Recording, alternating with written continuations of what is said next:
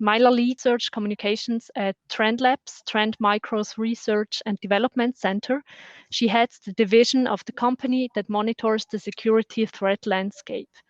Myla is also an active supporter and advocate on the protection of children online and international movements of stopping the online commercial distribution of inappropriate images of children. And now I'd like to pass on to you, Myla. Thank you. A good day, everyone. And I heard that I'm the last speaker, at least for today, more for tomorrow. So thank you for giving me the gift to be able to speak with all of these very beautiful men and women in the crowd. So thank you so much, Dankeschön. In 20 minutes, I will tell you something that I think you already know, or something that probably you've heard of, you've learned, you've read, or worse, something that probably you've experienced. I call them what I call is brutal facts. So there are two brutal facts that I'd like to share this morning. One is our world is really changing, but sometimes it's changing not necessarily for the betterment of the great majority or the society. Often there is a race between innovation or disruption. That's the first one. The second one is in our cybersecurity industry, we do have a problem, just like any other industry, but it is a problem that has been there for decades. It is what I call that the cybersecurity industry right now has a talent pipeline issue. And how do we solve that? Is it men versus women, or it's human purely in technology? So the question I ask also myself is that why, if we know this, if we understand this, if we have read a lot of these things, the question is why are we not doing more to address these issues? So join me today so that let's together uncover these true brutal facts. And what do we do at the end of this session? What are the key takeaways that you and I can really, really not just celebrate, but do something to make it really purposeful in closing what we call this biggest gap? Let's begin. In 2005, I'm sure all of you have read some of these books. We were introduced to what we call the concept of the world is flat. This is by Thomas Friedman. He's an international best-selling author. So his concept was we view the world as a level playing field when it comes to e-commerce, where all competitors have an equal playing ground, meaning regardless of where you are in the world, you can compete in a global marketplace. Sometimes your company's history or geolocation sometimes are not relevant in this matter. The relevant factor is the power of technology and geoeconomics, meaning to say that it is reshaping the entire marketplace. Let's look at this image. I'm sure when you take a look at it, it looks extremely very busy. This is now the world that we have been transformed.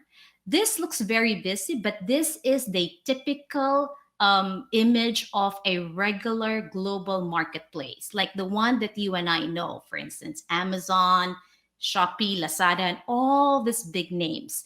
They have thousands and thousands of brands. They have thousands of sellers and millions of consumers like you and me, right? So when you look at this, this is today the concept of what we call the world is flat because they have no concept of time or distance. You can buy a product halfway across the world and get it delivered halfway across the other region in no time. So, my friends, this is what we call the big digital innovation. So, let's take a look at what I mentioned about the brutal facts. First is the brutal fact number one is this innovation really result into what we really rip for or we try to invent, which is the benefits, right? When we look at innovations as technologists, as people in this industry, we always want to make the digital life better. The question that I have is that this most of the technological innovations that we have today and we will see tomorrow, are they actually attempting to address the issue or are they creating more problem as we speak? So I will have to identify two examples of this brutal fact. Let's begin with something very close to everyone's heart, which is the cars. This is not exclusive to men. Everybody loves car.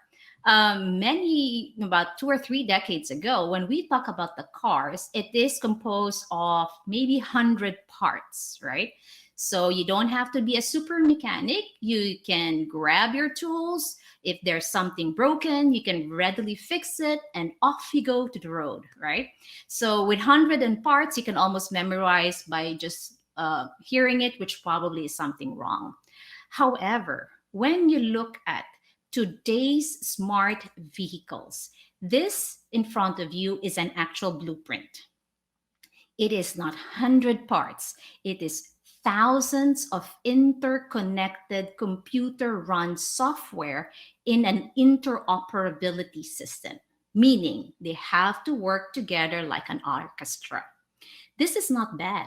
This is even exciting because we can sit in the comfort of our car, not worrying traffic, not worrying directions, because everything is highly automated. The challenge that we see in this innovation is there are so many things that we now are integrating in this magical car. Remember, this is run by a computer device. So if there is one vulnerability in that software inside this smart vehicle, it is not a matter of hours when you're able to fix it. On an average, it can take 20 hours to fix it. And it has to work with all the other components. The other portion is that we bring in a lot of tools inside the car, like Bluetooth, camera, all of this fantastic sensor. They can also be a challenging gateway to a lot of cyber security issues because they can actually be intercepted through radio on computer communication. So the cars runs really fast, the comfort and convenience is there, but we still need to take a look at security. Sadly, today we have not, and that's good, we have not seen a major issue here. But then, if it's hard, it is also possible to be able to see certain issues that probably would that will put this innovation into risk. The other one that I'd like to identify is AI. So, from Siri to self-driving cars to robots to even human-like characteristic, when you look at AI or machine learning, everything is progressing rapidly. Actually, within the next 3 to 5 years, we will expect an exponential growth in the increase of commercially AI application. Meaning to say, I can already use it because it will be interconnected into our digital life. That is not a problem. The problem that we see today is how AI is now being used by what I call the criminal actors, the threat actors, the bad guys, in a more destructive purpose. Let me feature one area that is very popular today. It is no longer in a movie scene. It is no longer a science fiction. This, my friends, is a reality. It's called deepfake. And I'm sure all of you have heard this. So, deepfake is actually an AI based algorithm that has the advanced capability to create counterfeit images, video, audio format in trying to make you believe that this is actually happening or you're doing something or instructing you to do something, but it is actually fake. It is so advanced that it is now actually a major component on some of the critical attacks that we're seeing in a lot of big enterprises. The challenge is, as we modernize and integrate AI, the threat actors will also take the advanced opportunity to use this within their purpose, which is to disrupt. So that is what I'm trying to say right now is that the cybersecurity industry is advancing in innovation. The challenge that we will see is that it will also advance in many technological acceleration. The future landscape is that there will be no single industry, regardless of the most traditional, like agriculture, to the most advanced, like healthcare or critical infrastructure. We will all have to adopt into this acceleration. And that's not bad. The challenge is how ready are we to be able to also combat a lot of this threat risk. What I'm saying is, in reality, we have to recognize that sometimes the threat actors are two steps ahead of us. As we continue to innovate, they will also advance to be able to design techniques, not just to integrate into our own industry, but also to stay there and to take a look at how they can disrupt. That is the brutal fact. So, if there are what we call threat actors, which is the image that you see today, my other issue that I'd like to sort of discuss is that how do we now look at the threat defenders, right? Are they commensurate to the number of threat actors that we have today? So, this is the second brutal fact that I'd like to discuss. As the threat actors will increase defiance, what are we doing to be able to encourage more threat defenders, the good guys, to come in into the industry that you and I love, right? And that's why I'd like to make this bold statement that the cybersecurity industry, there's a lot of conversation that there's less women, there's not a lot of opportunity, but actually it's not men against women. It's human. Actually, the human portion of technology is not so present in this industry. The cybersecurity industry that we are in today has what I call a talent pipeline issue, meaning to say it is not the training, it's not the growth, it starts with getting the people in the industry. So let's spend a bit of minutes in here. Let's not look far. I would use myself as an example of why it took me a decade to get into the industry that I came not just to like, but to love, right? Let's not look far. What I want you to do is that imagine, I'm sure all of us have heard or been asked about the question of, Myla, what do you want to be when you grow up, right? So we hear big dreams like, I want to be a doctor. I personally want to be a doctor, by the way, when I was a child. Some would say, I want to be a scientist. I want to go to the moon and be an astronaut. So all of this are not bad. The challenge that we see today is, have you actually heard anyone telling you that they want to be a cybersecurity analyst, an incident responder, a QA, a security operations person? So my point is that let's not look far, because I don't think we are elevating this career enough, even to the people within our circle, even to our kids, right? We are not selling the concept that this industry is also sexy and will save lives, just like the other professions that we have in the world, right?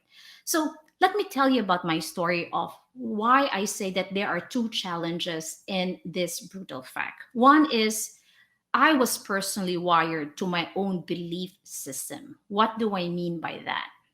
My father is a very, very instrumental person in my life. He chose my career, he chose my school, he even chose the first company I would join. My point is that sometimes we are so wired in our value and belief system that it restricts us to see the world that we are in today. And I guess the generation of today are luckier than we are when I was in my earlier, because there's no online world right now. You're open to an online catalog of benefits. To me, that was the first challenge that I had. I was wired to be respectful and to decide, let the elders decide for my career, right? And most of the time, we live through that system. We live through that value system that we have to really follow, as opposed to designing or changing the narrative of our own career. That is what I meant by I was wired. We are sometimes wired that we do not see some of this opportunity. The other portion is, a lot of you have, for sure, have heard about counselor. And remember, in our school days, in our academic years, we always have counselors where you knock at their door and they're ready to listen. Their most strongest point is to be able to listen. When I was young, until by the time that I was already working, my system was attuned to be able to recognize my own feelings. Meaning to say, I dwell on my own feelings. I have the capacity to be able to soak on it, immerse in it. But the one thing that I was not trained to do is talk about it. It was all about feeling without acting. And to me, that was my biggest restriction in coming into this industry, because I was trained to be able to recognize the feeling, but challenge part is that I'm not able to do something even if I know I wanted to do it. It is not by purpose, but again, it's because of how I was trained, how I was wired. So my point, especially in our Asian culture, sometimes speaking to elders or speaking in a crowd or the fear of losing face is much stronger. So it gives us the personal restriction at some point, right? So to me, those are my two biggest restrictions when I am often asked of why there are not a lot of possibly, workforce in this industry using my own experience. The point is, are my challenges the same or unique across the world? I don't think so.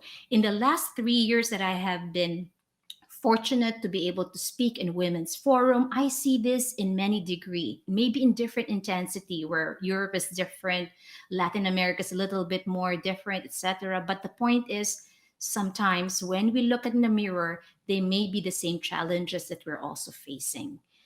The question is, um, the sad part also is that the challenges are no different from many, many years ago, 60 or 40 years ago. What do I mean by this? In 1957, Europe was one of the first region to introduce what you call human equality and respect for diversity. In 1961, US followed suit with the same application, and that's good news. The challenge is we are still seeing some of the problems today. It hasn't changed a lot because even with the introduction of regulations, standards, and law, we are still saying we are still in the same conversation, right? So that is the brutal reality that we have today. The question is, why is it so difficult to change? If it took us 40 years to implement the law, why are we still talking of the same issue? So I'd like you to, walk with me with this minor exercise. I want you to pick up a pen. And if you are normally writing on your right hand, I want you to switch and write your name on your left using your left hand and just scribble your first name. My name is Myla. Okay. So here's what I wrote. I don't know what you wrote, but it is not even legible, right? The reason I ask you to join me in this exercise is when you write in your left hand, it is doesn't feel normal. It is so hard. You sometimes overthink it, right? Because am I going to write it right, wrong, whatever? That to me is the analogy of why it's difficult to change or why we are still in the same conversation, because it is so systemic to us to write in our right, and then when you write on your left it doesn't feel normal. Sometimes that's the challenge that we're facing. I would leave you with the two things that I have learned in my I'm still learning in my career. One is that it is dramatically difficult because it's the changing of a systemic culture that you are built in. And to change that takes a lot of work, just like using your left hand. Second, as women, as human beings, we are so used of overthinking things. I heard this from one of our speaker earlier. Before you step in, you overthink things, you try to process it. By the time that you're ready, the game is over. They're so far away from the race that you're left behind. So this to me are some of the challenges of why we are probably where we are at some point today. But if there are these challenges that we face today, there are also two strong elements that I think as women we need to celebrate. We are very strong at. So, in the last 5 minutes of my sharing, I would like to talk about.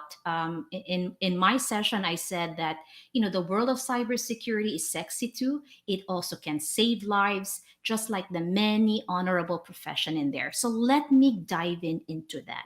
How we together can inspire more people to be able to join to this organization. So there are two things that we're very strong as women when you think about it. We're very, very passionate. When we locked in into doing things, we would really do it with a lot of passion, energy, and enthusiasm. The second, we are so empathetic. We feel most of the time before we think and we act, and that's really, really good.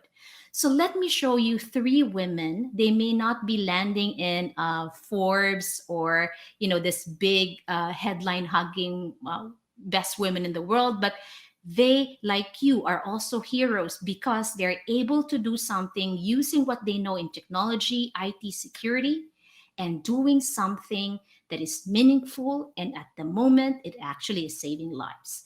So the first person that I have not met but I have really admired, um, is one of the ladies behind the crisis hotline. I call her the passion for empathy, meaning to say that she is a big guru on data mining. She used this ability of data mining and artificial intelligence to be able to create a crisis hotline for the kids and for the youth, that they, when they try to call using their mobile phones, with the power of the data that they were able to collect, they can narrow down the person who is in crisis on a certain location. So it will be easier to respond and help will be on its way as fast as they can. So Diane is one of these women who is able really to bring her understanding, knowledge, and passion on data and match it in saving lives, especially the kids who are helpless at some point. So that's one lady, what I call the passion for empathy. The other lady that I know is someone close to my heart because I work with her. It's what I call passion for diplomacy.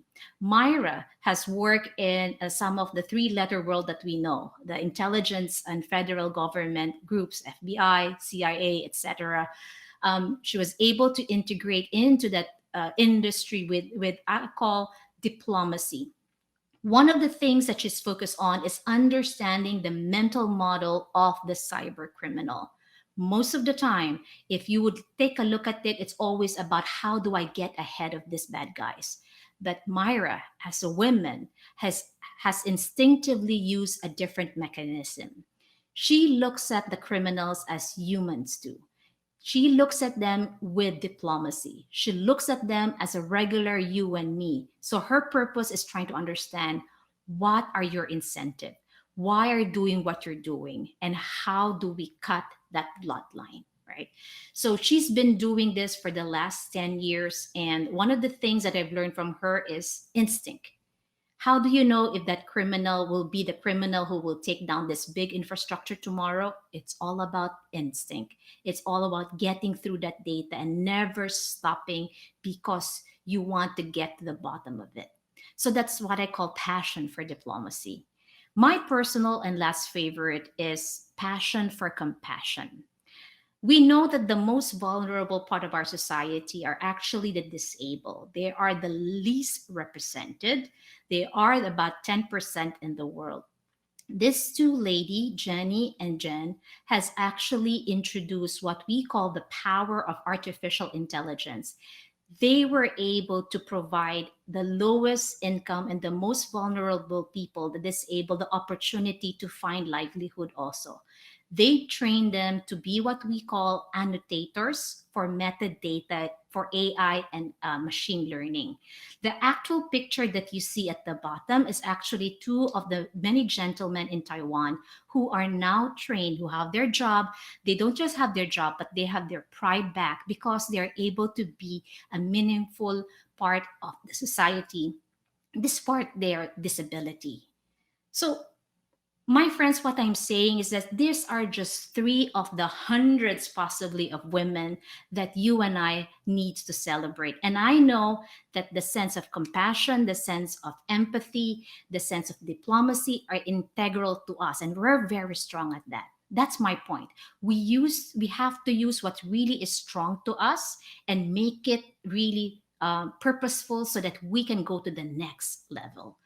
I'd like to cap this with, I always get this question.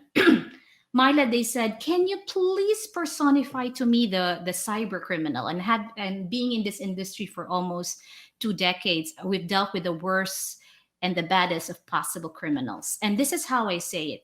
If they ask me to personify the criminals behind the mask, in times of war and conflict, there is what we call a global principle. It is outlined there in Geneva. It's called the medical neutrality, meaning to say that in times of war, we must allow medical professionals to be able to protect, care for the wounded and the sick. You should not attack them.